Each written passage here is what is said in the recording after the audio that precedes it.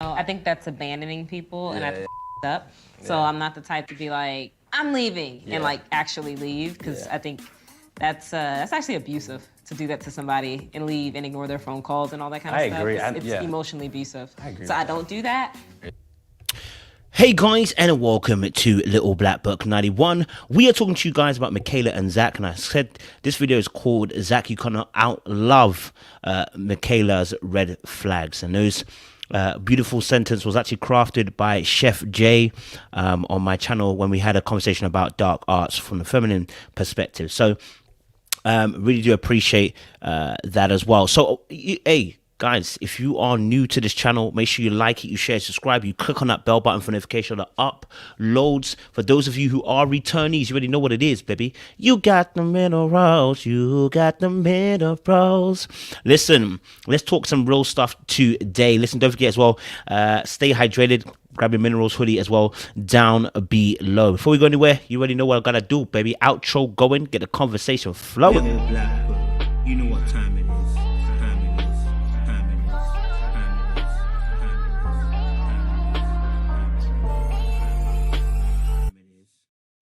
Yes, guys, we're talking to you guys today about Michaela and Zack, and it's quite an interesting topic. We had a explosive live last night. If you didn't watch it, go watch it. Really, really good conversation, different perspectives. But I wanted to touch on this particular aspect dealing with Michaela, and the reason why I wanted to deal with that was really because I called this out from the very first episode when her family said that she is a hurricane, and that when she comes through, she destroys things and then she can apologize after. And I said from the very jump when they said that, I said we're gonna have number one problems, but this is also gonna lead to emotional abuse. Okay, all right, because that type of behavior is unacceptable. All right, now what we saw on this episode was her blowing up. Her first kind of real blow up where she slammed the cup onto the table and stuff like that. But what's really interesting is the consciousness of Michaela. And I say the consciousness because on two occasions now we've seen her have a discussion with somebody else around bad behavior. And on two different occasions we've seen her do the exact opposite of that behavior. Now, we can all say things and do another. It's part of life. We are human beings. We make mistakes. But when we are talking about the way that we handle disputes, I think it's very important we pay attention. First of all, the family, the sisters who know her best, called her hurricane. And we need to take that into perspective. What does that mean? And what kind of behavior are they talking about? And number two, I'm going to play the clip so you guys can see it once more again. Okay, all right, because I think it's very important to what she describes. Okay, is very important, right? Listen to this. Abandoning people, and that's up. So I'm not the type to be like, I'm leaving, and like actually leave, because I think that's actually abusive to do that to somebody and leave. Now I'm going to pause it there. She actually describes it herself perfectly. If I leave and I'm here ignoring you, doing all of this, this would be emotionally abusive, right? And so she is very much aware. How is she aware? Look at this. Part of emotional abuse is emotional distancing, silent treatment, isolation, emotional abandonment or neglect. Some will even call it stonewalling as well, right? Where you go into a mood where you ignore everything the partner is doing just to get them to respond and make them bow down and surrender and beg for your mercy almost, right? So it's a part of that branch when it comes to emotional abuse. So she labeled it absolutely correctly. So when later on the show, okay, she ends up leaving, okay, right? When she ends up leaving the apartment on something that wasn't even heavy. Look at this. He didn't answer my phone call, answer my text message, respond to me. And so I'm out.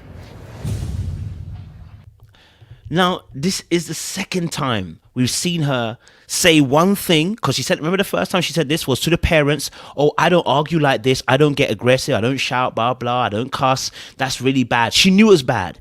And then what happened after, right? She then did the exact opposite of what she said she knew was bad, right? That's a consciousness. Now, you may not be stopping yourself and you may be can't help yourself because emotionally you can't control yourself, but it's still a consciousness. You are aware of better and choose to do the opposite. Okay, and at that point, Zack has a duty to self to remove himself. And I say this because I said this from the very beginning. We often don't look at men when they're in an emotional dangerous situation as being in danger, because we're used to men doing the very thing to women, and two, the physical difference between men and women. But we're talking about an emotional abusive situation where your partner has the ability to hurt you through verbal aggressions, right? Or in this particular instance, emotional neglect, walking out, having, I would call, a very adverse reaction, a very big reaction to something that didn't require that. Now, someone might ask, what's the big deal of her leaving the house? It's not a big deal. Here is the big deal. Very much the same way I said to you guys when I was doing the talks about Ready to Love David, and I spoke about Troy and their behaviors that they didn't necessarily they hadn't got to the end yet, but it's the small progressions they were making in the show that are leading towards there. Here's the thing.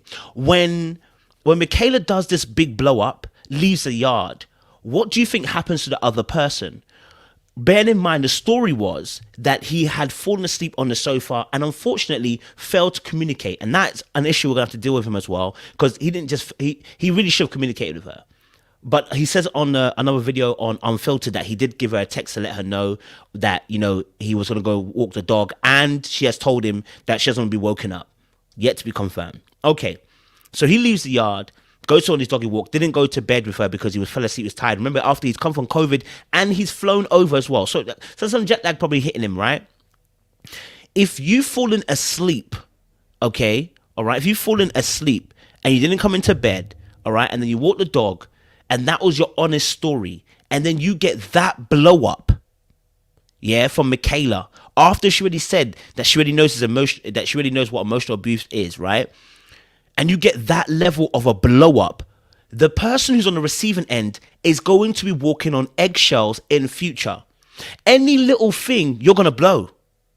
That's where the emotional abuse becomes, because now the person can't do anything without feeling like you're going to react, you're going to blow up, you're going to go into a verbal tirade, or you're going to leave the yard, or you're going to be emotional beyond measure, right? Okay, the accusing, the blaming, look at this, accusing, blaming, trivial and unreasonable demands or expectation denies, also a part of emotional abuse. So let me leave that up there so you can see it. So I wanted you to understand that it's not that you want to make Michaela the bad person, but she needs to heal. And I always keep saying this. You guys have heard me say this for the last year or so.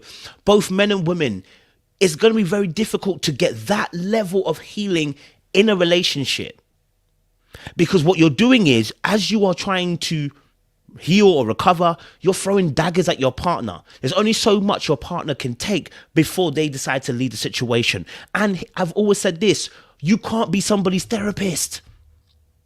You can't. Now, am I saying that marriages don't have difficulties? They do. All right. But we want to remove some of the difficulties. Don't need to be there.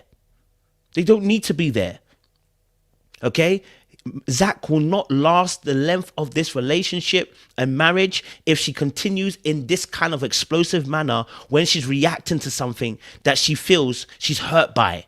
It is the magnitude and the level of reaction, right? So even before that point where she walks out, the little slamming of the cup again was another indication something might not be quite right.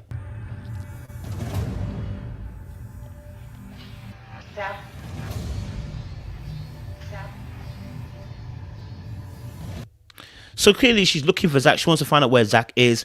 She doesn't know where Zack is, right? She obviously called him. She said as well, and they got two different stories. He says that, he texted her. She said that she called him. Two different stories that are going on at the moment. I'm not going to try to decipher who's telling the truth or not. We're just talking about the result of what happened after. Okay, now we're going to see, and again, I said this from early, that both of them, emotional control is going to be an issue, because the speed of how they liked each other, got into bed. I said they're going to head for a fast fail.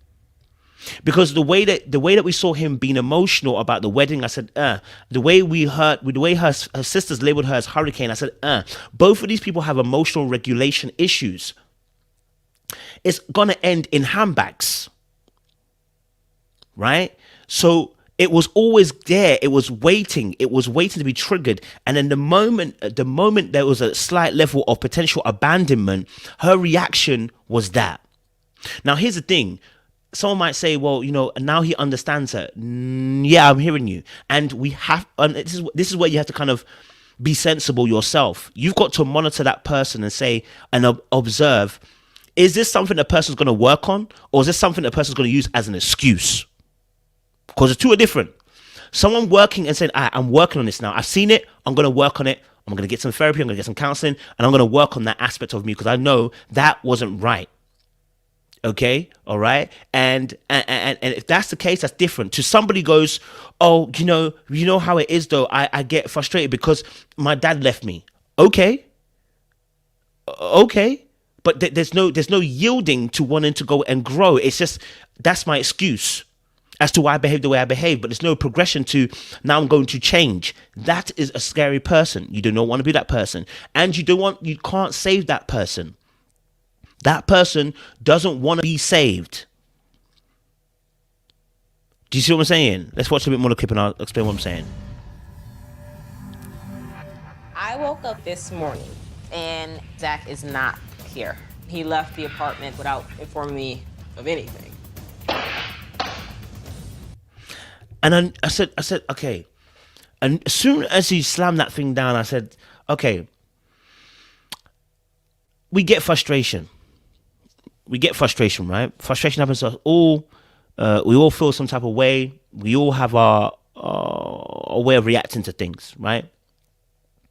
But bear in mind already with the emotional response plus the slamming of the cup, if this was a male, I would be saying, got to be careful, because if you don't know, physical violence is always preceded by emotional violence, right? Emotional abuse precedes the physical abuse. So when you start seeing things like this, where there's a lack of emotional control, the next thing could be the person can start hitting you, because that's how you break people down. And you don't have to. And this is, I keep saying this, like from when it's women to men, it's a bit more difficult to see, because it's like he's a grown ass man, because we all have our toxic masculinity and how we see men. And obviously there's a difference in size too, which is a physical fact, oftentimes. But when someone is leading with their emotion, an inability to control their emotions where they wild out, you got to be careful, because an escalation potentially could happen. Potentially. That's why I fear for Zack. Trying to understand her when we're now making an excuse for the reason why you had an emotional reaction as an emotional reaction, rather than saying, do you know what, that was wrong, I actually need to go and get help, is going to potentially put you in a position where you're going to face this on a regular basis and have the excuse, that I've been hurt. Or better yet, he will try to give her excuses, because I know your father was passed away, so I know why you're acting the way you're acting. And every time what you're doing is enabling, and not actually dealing with the root issue at cause. You get what I'm saying? Right? Her reaction was abnormal to the actual action that happened. You feel what I'm saying? And it's interesting, because I'm starting to see this a lot on TV shows now. This Married at First Sight UK, the very same thing happened. Old girl threw a cup at the boy, started wilding out, being verbally abusive, shouting, screaming, cussing. Right? So, yeah, I mean, we saw this coming. This is not out of the blue. You know what I mean? If you're described as hurricane, I don't know what positives come with that. But let me leave it there. I wanted to keep it short. But let me make a point. So there's something that Zack did that also didn't help. Okay, I call it a dark truth, but when you admit stuff like this, you set a precedence. Let me just see this. I think our first fight will go living together. I don't know. Are you the type to like storm off? Like, okay, let's say we get in a fight, you're like, okay, I'm going home tonight. Like, what do you? Okay. Sorry about that. Actually leave. Sorry about that. Wrong clip there. I'm going to just forward it. It's a part where he actually says, I'm kind of looking forward to our first argument. I've said the same thing before, but what you don't realize when you say that is you set a very dangerous precedent. It's a dark truth that does not need to come out your mouth. Can I be honest? it doesn't need to come out your mouth. Okay, listen to this. I think that's actually abusive to do that to somebody and leave and ignore their phone calls and all that kind of I stuff. agree. It's emotionally abusive. I agree So with I that. don't do that. Yeah. I've always said I'm looking forward to our first fight. Really? You see, you saying, obviously, I'm looking forward to our first fight, sounds like you're premeditating a fight. What are you doing?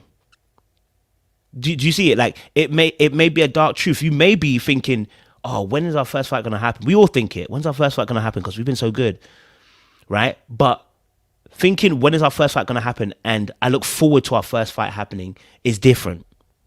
That sounds premeditated. That sounds like you're going to do something to make this happen. That's why it becomes problematic. And actually, it sets a seed in the person's mind, right?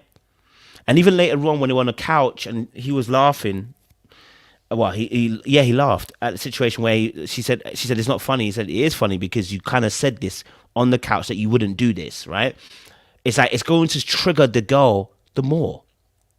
I'm not giving her a pass, by the way. It's not abducting her from responsibility of the fact that you need to go and heal. But Zack, you've got a role to play in this and in future relationships, if there is one, that you can't say that kind of stuff because you're setting a seed in that person's mind. You don't open your mouth to say those. That's a dark truth that can stay in your head. It's a dark truth that can stay in the head, right? So yeah, I'm gonna leave it there for their relationship. If you have a different opinion, let us know down below in the comment section. Let's keep it funky and fresh. You understand? I appreciate you guys. Still loaded. Little black, you know what time it is.